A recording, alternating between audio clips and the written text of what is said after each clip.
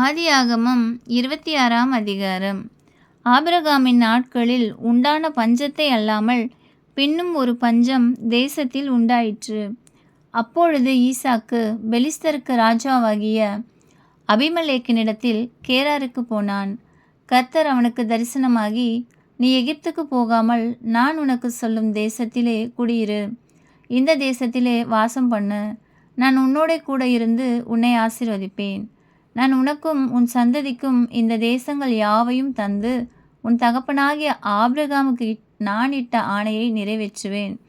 Abraham என் சொல்லுக்கு கீழ்ப்படிந்து என் விதிகளையும் என் கற்பனைகளையும் என் நியமங்களையும் என் பிரமாணங்களையும் கைக்கொண்டபடியினால் நான் உன் சந்ததியை வானத்தின் நட்சத்திரங்களைப் போல பெருக பண்ணி உன் சந்ததிக்கு இந்த தேசங்களை யாவையும் தருவேன்.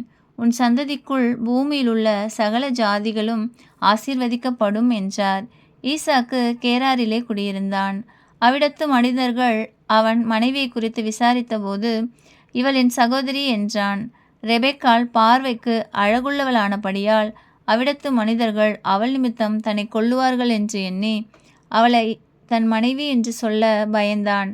அவன் அங்கே நெடுநாள் தங்கியிருக்கையில் பெலிஸ்தருக்கு ராஜாவாகிய அபிமெலேக்கு ஜன்னல் வழியாய் பார்க்கும்போது ஈசாக்கு தன் மனைவியாகிய ரெபெக்காளோடே விளையாடி கொண்டிருக்கிறதை கண்டான். அபிமெலேக்கு ஈசாக்கை அழைத்து, அவள் உன் மனைவியாய் இருக்கிறாளே, பின்ன ஏன் அவளை உன் சகோதரி என்று சொன்னாய் என்றான். அதற்கு ஈசாக்கு, அவள் நிமித்தம் நான் சாகாதபடிக்கு இப்படி சொன்னேன் என்றான். அதற்கு அபிமெலேக்கு, எங்களிடத்தில் ஏன் இப்படி செய்தாய்? என் ஜனங்களுக்குள் யாராகிலும் உன் மனைவியோடே சயனிக்கவும் எங்கள் மேல் பழி சுமரவும் நீ இடம் உண்டாக்கினாயே என்றான். பின்பு அபிமெலேக்கு, இந்த புருஷனை ஆகிலும் இவன் மனைவியாகிலும் தொடுகிறவன் நிச்சயமாய் கொலை செய்யப்படுவான் என்று எல்லா ஜனங்களுக்கும் அறிய சொன்னான். ஈசாக்கு அந்த தேசத்தில் விதை விதைத்தான். கர்த்தர் அவனை ஆசீர்வதித்ததினால் அந்த வருஷத்தில் 100 மடங்கு பலனடைந்தான். அவன் ஐஸ்வர்யவானாகி வர வர விருத்தியடைந்து மகா பெரியவனானான். அவனுக்கு ஆட்டு மந்தையும் மாட்டு மந்தையும் அநேக பணிவிடைக்காரரும் இருந்தபடியினாலே பெலிஸ்தர் அவன் பேரில் பொறாமை கொண்டு அவன் தகப்பனாகிய ஆபிரகாமின் நாட்களில் அவனுடைய வேலைக்காரர் வெட்டின துருவுகளையெல்லாம் தூர்த்து மண்ணினால் நிரப்பி போட்டார்கள். அபிமெலேக்கு ஈசாக்கை நோக்கி, நீ எங்களை விட்டு போய்விடு, எங்களை பார்க்கிலும் மிகவும் பலத்தவனானாய் என்றான். அப்பொழுது ஈசாக்கு அவ்விடம் விட்டு புறப்பட்டு கேராரின் பள்ளத்தாக்கிலே கூடாரம் போட்டு அங்கே குடியிருந்து தன் தகப்பனாகிய ஆபிரகாமின் நாட்களில் வெட்டினவைகளும் ஆபிரகாம் மரித்த பின் பெலிஸ்தர் தூர்த்து போட்டவைகளுமான துறவுகளை மறுபடியும் தோண்டி தன் தகப்பன் அவைகளுக்கு இட்டிருந்த பேர்களின்படியே அவைகளுக்கு பேரிட்டான்.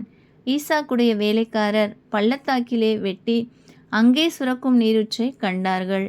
கேராரூர் மேய்ப்பர் இந்த தண்ணீர் தங்களுடையது என்று சொல்லி ஈசாக்குடைய மேய்ப்பருடனே வாக்குவாதம் பண்ணினார்கள். அவர்கள் தன்னோடைய வாக்குவாதம் பண்ணினபடியினால் அந்த துறவுக்கு ஏசெக்கு என்று பெயரிட்டான். வேறொரு துறவை வெட்டினார்கள், அதை குறித்தும் வாக்குவாதம் பண்ணினார்கள். ஆகையால் அதற்கு சித்னா என்று பெயரிட்டான். பின்பு அவ்விடம் விட்டு பெயர்ந்து போய் வேறொரு துறவை வெட்டினான். அதை குறித்து அவர்கள் வாக்குவாதம் பண்ணவில்லை.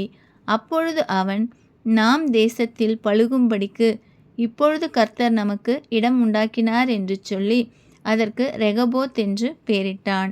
அங்கே இருந்து பெயர்செபாவுக்கு போனான். அன்று ராத்திரியில் கர்த்தர் அவனுக்கு தரிசனமாகி, நான் உன் தகப்பனாகிய ஆபிரகாமுடைய தேவன், பயப்படாதே, நான் உன்னோடே கூட இருந்து என் ஊழியக்காரனாகிய ஆபிரகாமின் நிமித்தம் உன்னை ஆசீர்வதித்து உன் சந்ததியை பெருக பண்ணுவேன் என்றார். அங்கே அவன் ஒரு பலிபீடத்தை கட்டி கர்த்தருடைய நாமத்தை தொழுது கொண்டு அங்கே தன் கூடாரத்தை போட்டான். அவ்விடத்தில் ஈசாக்கின் வேலைக்காரர் ஒரு துறவை வெட்டினார்கள். அபிமெலேக்கு அவன் சிநேகிதனாகிய அகுசாத்தும் அவன் சேனாபதியாகிய பீகோலும் கேராரிலிருந்து அவனிடத்துக்கு வந்தார்கள். அப்பொழுது ஈசாக்கு அவர்களை நோக்கி, ஏன் என்னிடத்தில் வந்தீர்கள்? நீங்கள் என்னை பகைத்து என்னை உங்களிடத்தில் இராதபடிக்கு துரத்தி விட்டீர்களே என்றான். அதற்கு அவர்கள், நிச்சயமாய் கர்த்தர் உம்மோடே கூட இருக்கிறார் என்று கண்டோம். ஆகையால் எங்களுக்கும் உமக்கும் ஒரு ஆணை ஏற்பாடு உண்டாக வேண்டும் என்று நாங்கள் நிர்ணயம் பண்ணினோம். நாங்கள் உம்மை தொடாமல் நன்மையே உமக்கு செய்து உம்மை சமாதானத்தோடே அனுப்பிவிட்டது போல நீரும் எங்களுக்கு தீங்கு செய்யாதபடி உம்மோடே உடன்படிக்கை பண்ணிக்கொள்ள வந்தோம். நீர் கர்த்தரால் ஆசீர்வதிக்கப்பட்டவராமே என்றார்கள். அவன் அவர்களுக்கு விருந்து பண்ணினான். அவர்கள் புசித்து குடித்தார்கள். அதிகாலையில் எழுந்து ஒருவருக்கொருவர் ஆணையிட்டு கொண்டார்கள். பின்பு ஈசாக்கு அவர்களை அனுப்பிவிட்டான். அவர்கள் அவனிடத்திலிருந்து சமாதானத்தோடே போய்விட்டார்கள். அந்நாளிலே தானே ஈசாக்கின் வேலைக்காரர் வந்து தாங்கள் துறவு வெட்டின செய்தியை அவனுக்கு அறிவித்து தண்ணீர் கண்டோம் என்றார்கள்.